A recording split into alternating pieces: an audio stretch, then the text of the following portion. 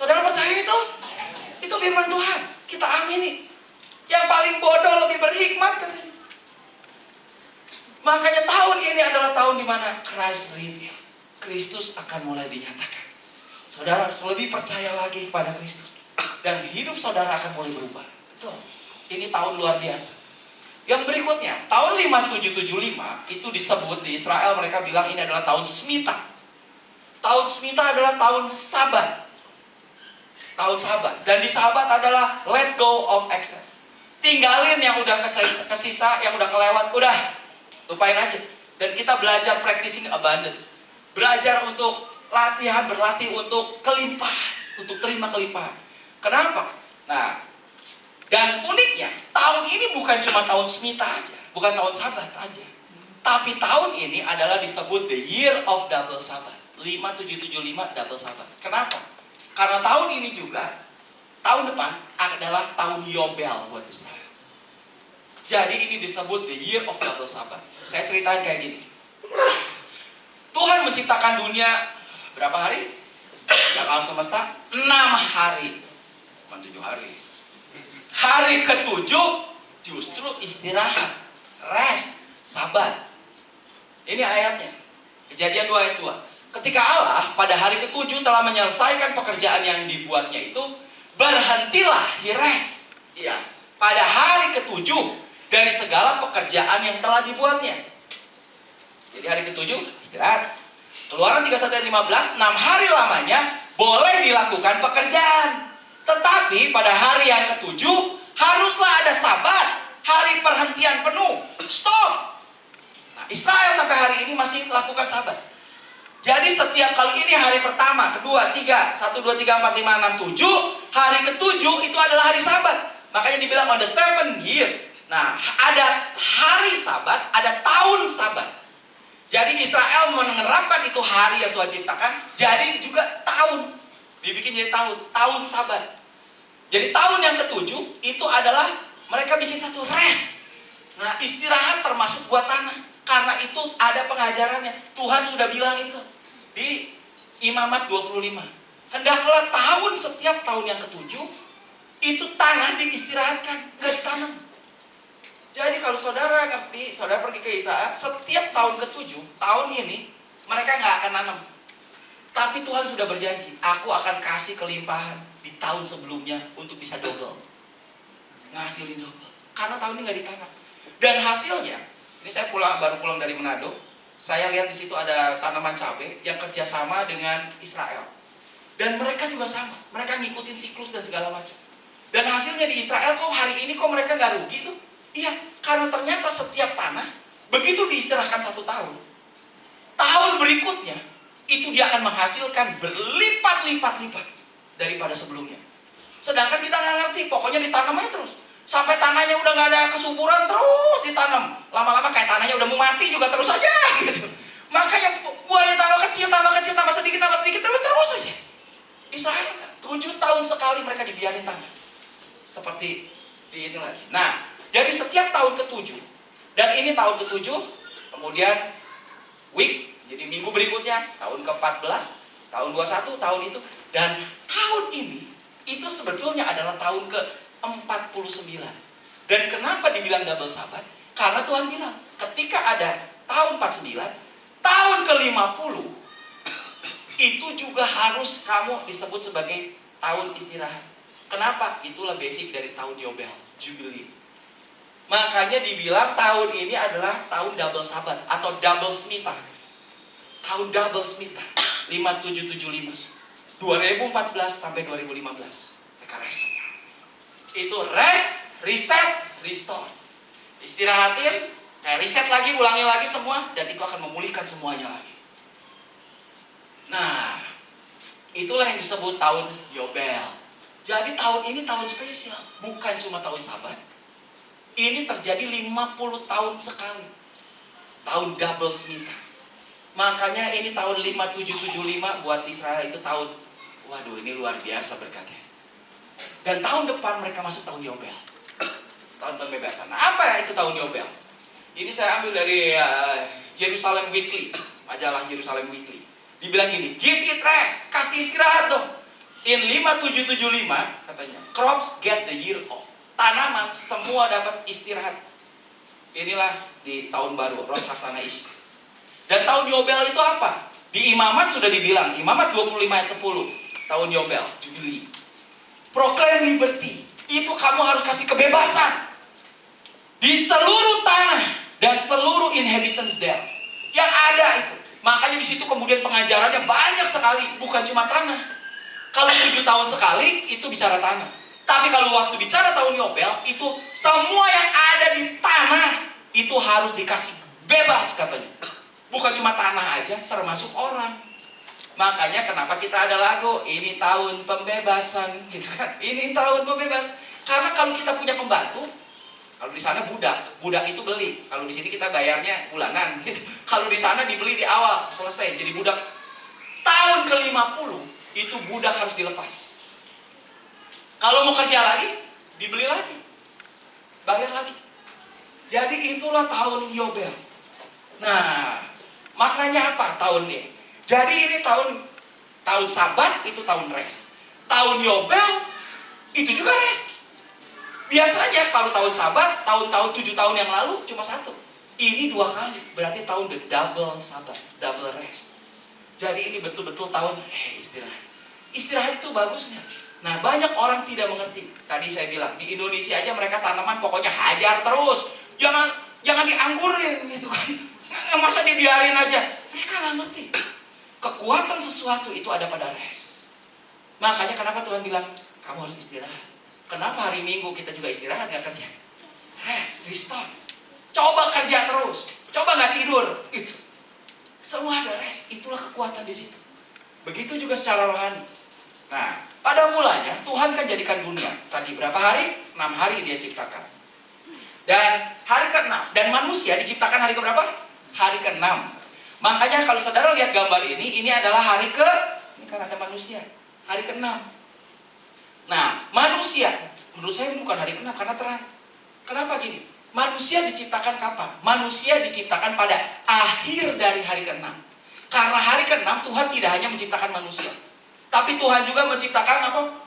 Gajah, sapi, pokoknya yang besar-besar itu diciptakan. Binatang-binatang diciptakan juga hari ke-6. Manusia diciptakan pada akhir dari hari ke-6. Dan pergantian hari di Israel itu bukan pada waktu matahari terbit, bukan waktu jam 12 malam, tapi pada waktu matahari terbenam. Itulah pergantian. Kenapa? Karena kalau saudara baca Kejadian dibilang begini, jadilah petang dan jadilah pagi. Itulah hari pertama. Jadilah petang dan jadilah pagi. Itu hari kedua. Berarti Tuhan ciptakan pagi dulu atau sore dulu?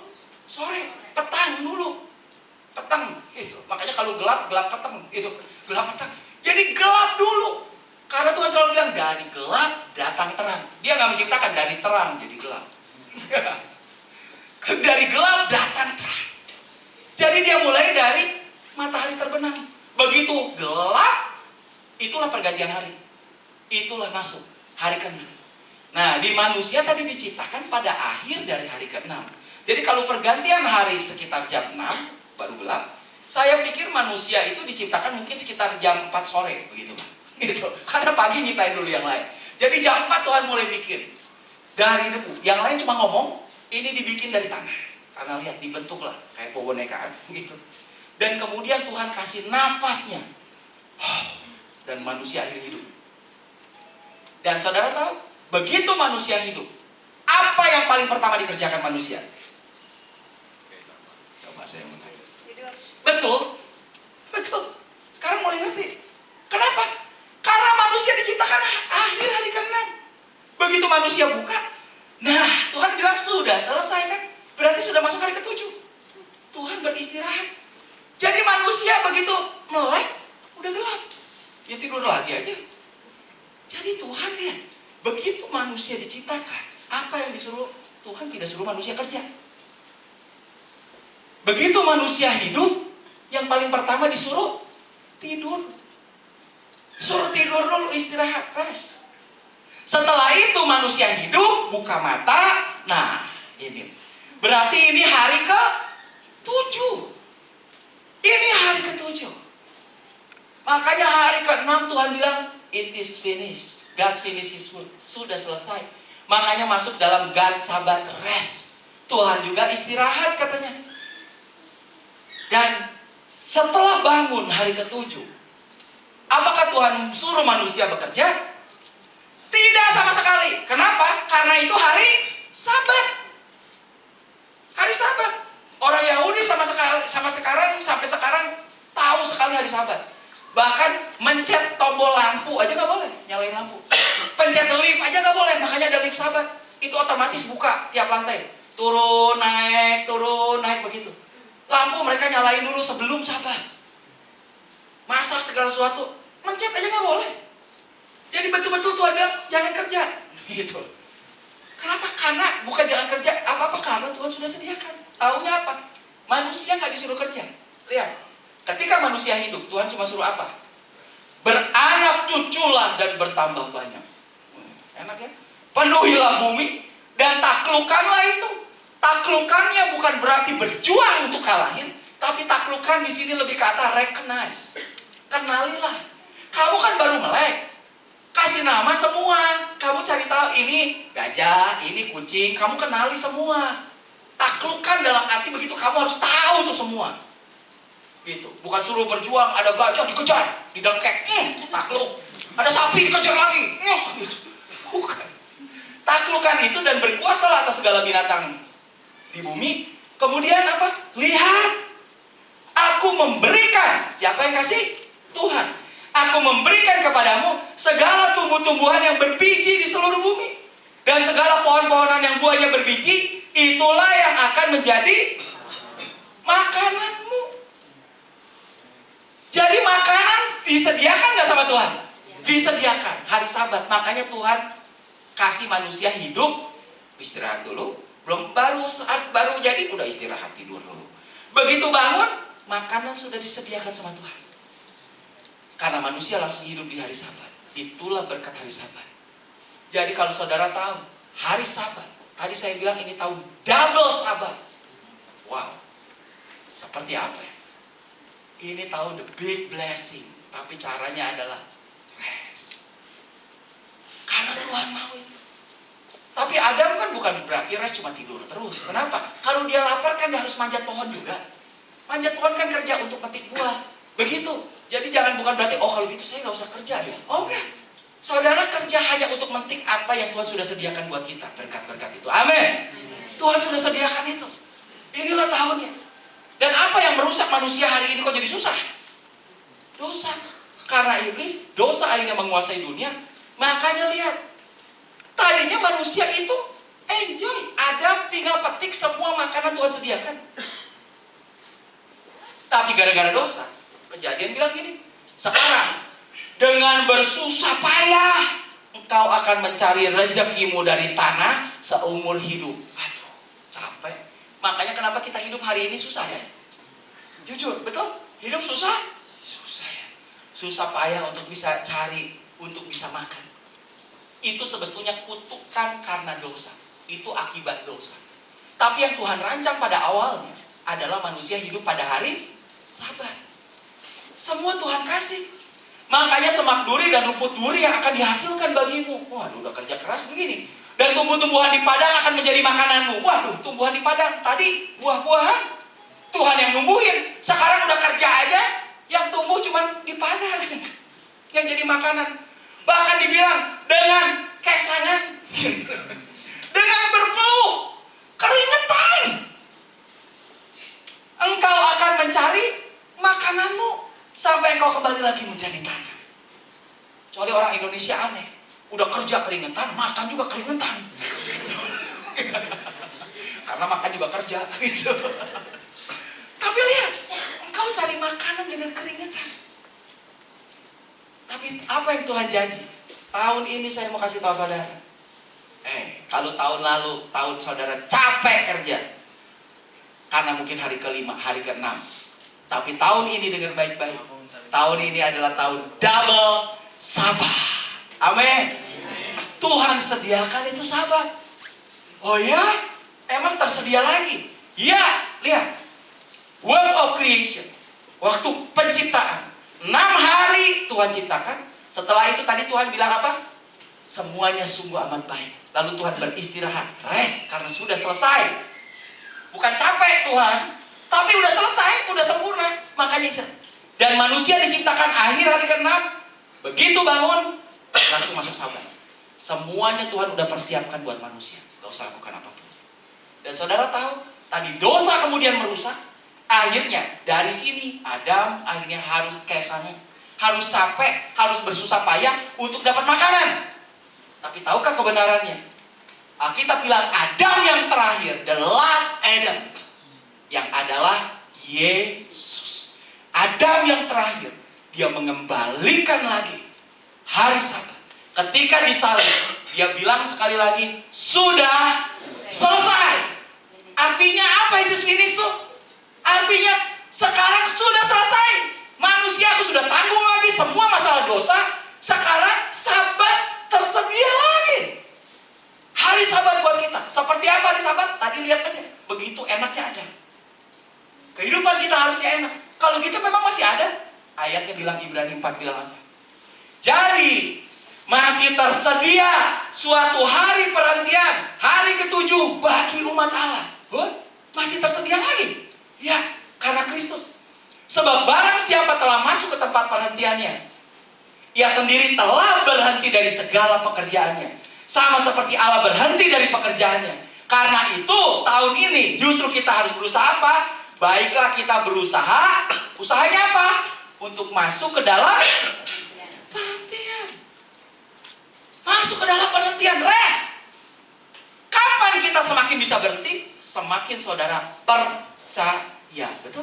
Tadi di awal saya bilang.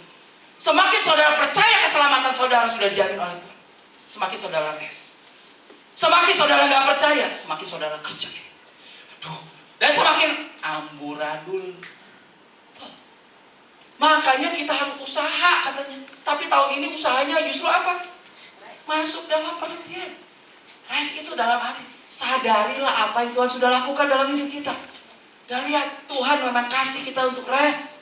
Ini tahun bahkan double, sahabat. Justru Injil memampukan kita untuk bisa rest in God's will. Untuk bisa istirahat pada apa yang Tuhan sudah selesaikan. Kan Dia yang sudah selesaikan. Dan kemudian kita justru bekerja dari apa yang sudah Dia selesaikan. Rest in Him. Makanya usaha kita labor to rest. Usaha kita masuk dalam restnya, perhentiannya. Sadari itu. Semakin kita percaya, semakin kita dengar firman, semakin kita tahu, semakin kita santai di hadapan Tuhan. Bukan santai gimana-gimana, tapi kita percaya karena Tuhan sudah selesaikan. Makanya ayatnya seperti bilang apa? Mazmur punya mimpi. Dia pernah bilang, sia-sia kamu bangun pagi-pagi, duduk-duduk sampai jauh malam, makan roti yang diperoleh dengan susah payah, ya, karena tadi kutukan dosa. Kenapa? Sebab ia memberikan kepada yang dicintainya pada waktu tidur. Bukan berarti pulang dari sini tidurnya kabela. Ya, tapi tidur yang saya bilang tadi, karena manusia begitu. Jadi Tuhan juga suruh tidur. Dan sebetulnya waktu tidur itu udah selesai semua. Makanya begitu buka mata Tuhan bilang, ini makananmu. Ini makananmu. Dan kalau manusia nggak percaya, ada bilang, bongkah, saya mau nanam dulu. Kan bodoh.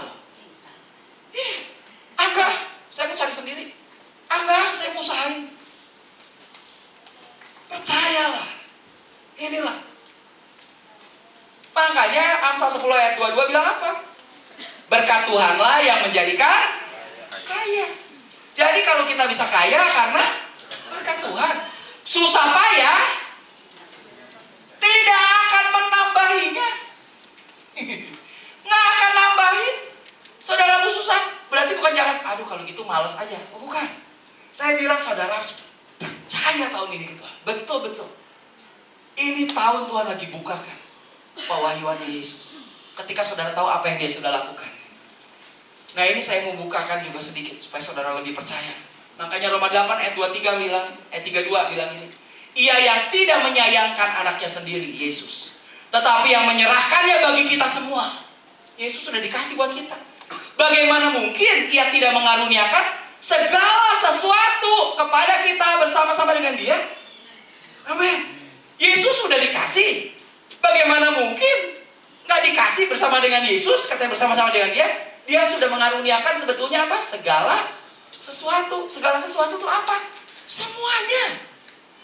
Makanya dimulai dari mana? Right believing will produce right living, leads to the right living. Saudara percaya benar. Kalau saudara nggak percaya, buktinya gini. Waduh iya, wah cek kurang mau mungkin nih mah, geus pastilah iya mah pirugian. Rugi nggak? Karena saudara percaya, saudara belum apa-apa udah bilang begitu. Wah iya mah bocoran. Geus mau laku iya mah percuma salah beli mau laku geus. Saya bilang bodoh karena saudara believe. Yang saudara percayanya, aduh gua rugi ya. Makanya kenapa rugi terus? Saya mau rubah believe right. Apalagi tahun ini saudara percaya bersama dengan Yesus, semua udah dikasih buat kita, amin. Makanya Efesus bilang, kita harus tahu ini. Discover treasure, temukan harta terpendamnya apa? As believers, sebagai orang percaya, kita sudah punya segalanya di dalam Kristus. Segalanya kita udah punya dalam Kristus. Makanya dibilang 2 Korintus 1, sebab Kristus adalah ya bagi sebagian semua janji Allah. Alkitab janji apa buat kita? Anak cucumu tidak akan meminta-minta. Berarti dalam Kristus kita bilang ya. Makanya itulah sebabnya oleh dia kita mengatakan amin untuk memuliakan Allah. Kita tinggal bilang amin. Kamu tidak akan ini, minta amin. Percaya enggak? Ketika kita nggak percaya, aduh kenaon enggak? Iya kayak karunya budak, nanti susah dia hidupnya, nanti takutnya begini, makanya saya kerja keras, makanya ikut ini, tabung sini, supaya begini. Tahun ini rubah, ini tahun double sabat, rest, amin. Kalau dibilang anak cucunya tidak akan meminta-minta, kita tinggal bilang amin. Amin. Karena Kristus adalah ya bagi semua janjian. Karena kalau saudara gak percaya, beliefnya wrong, makanya hidup saudara jadi amburadul. Betul. Karena saudara sendiri yang pikirnya kurang percaya, makanya gitu kan. Petrus bisa jalan di atas air, itu dia percaya. Begitu khawatir, jatuh. Jadi jatuh itu karena siapa? Karena Yesus ya? Enggak, karena dia kurang percaya. Berkali-kali Yesus selalu bilang, hai kamu yang kurang percaya. Kenapa kamu kurang percaya? Intinya gitu. Makanya tahun ini tingkatkan percaya kita. Semakin kita percaya, rest. Semua Tuhan beresin. Dan Efesus 1 ayat 3 bilang apa?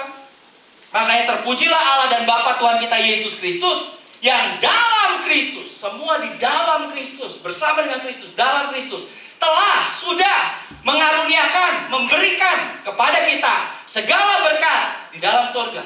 Karena bahasa Inggrisnya, bahasa aslinya nggak ada kata rohani. Cuma bahasa Indonesia aja, karena ini dari surga, jadi dibilang rohani. Semua berkat di surga sudah dikasih di dalam Kristus. Makanya ayatnya tadi bilang, mana mungkin Allah memberikan, katanya bersama dengan Yesus, dia nggak kasih segala sesuatu. Sudah dikasih semuanya. Kita tinggal rest tahun ini. Apalagi ini tahun double sabat. Makanya saya tutup ini, beristirahatlah pada apa yang telah diselesaikan Yesus bagi Anda di atas Kalvari. Dia telah mempersiapkan kehidupan yang baik bagi Anda. Amin. Dia telah mempersiapkan pemenuhan kebutuhan dengan berlimpah-limpah bagi Anda. Amin. Jadi masuklah dalam perhatiannya. Kita tahu sabat sudah tersedia lagi. Kalau saudara pikir hidup kita harus berjuang untuk bisa menjalani dunia ini, betul. Sebelum Yesus mati dan bangkit, kita kesangan cari duit. Tapi setelah Yesus bilang sudah selesai, tersedia lagi sabat seperti Taman Eden. Itulah sabatnya. Seberapa saudara percaya saudara ada hidup pada hari sabat, sepercaya itulah saudara akan terima berkat sabat di tahun ini. Amin. Rest saja. Tuhan udah lakuin segalanya. Semakin kita percaya, semakin saudara terima berkat sabat. Makanya finding rest, Christ is our sabat. Temukanlah itu. Kristus sabat kita.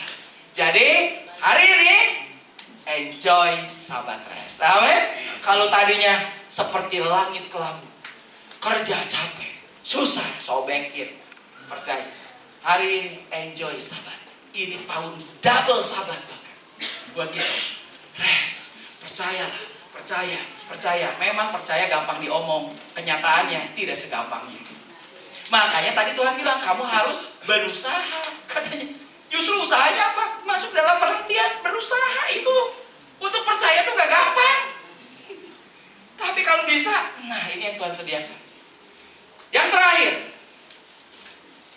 tahun Ayin He 5775 itu adalah the year of God's breath. Itu setahun nafas Tuhan. Nafas Tuhan. Bahasa Ibrani-nya nafas Tuhan pakai kata ruah. Makanya an invisible force, kekuatan yang gak kelihatan seperti angin. Nah itu barusan Bu. It is God's power breathing life into His church. Inilah seperti kuasa, nafas kehidupan Tuhan yang Tuhan kasih buat gereja. Makanya ruah itu adalah nafas Tuhan. Kenapa? Ruah. Jadi ini adalah tahun kita. Tuhan kasih nafasnya buat kita. Dan kita ambil. God's breath. Karena huruf He, ini tahun Ayin He 5, itu unik. Satu-satunya huruf. Kenapa disebut ini tahun nafas? Kenapa He itu disebut nafas?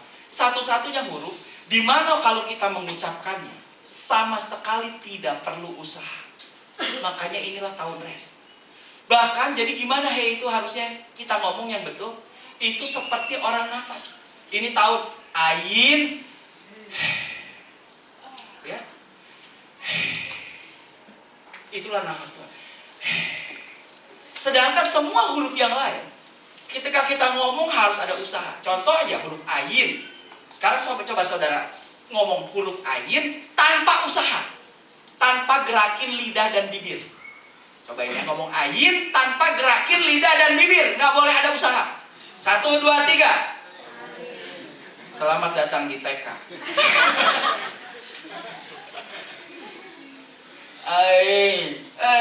Nggak bisa. Tahun lalu tahun dalet, coba sebutin dalet. Jangan pakai usaha. 1, 2, 3. Tapi sekarang kita sambut coba tahun Ayin. 1, 2, 3. Enak ya? Ini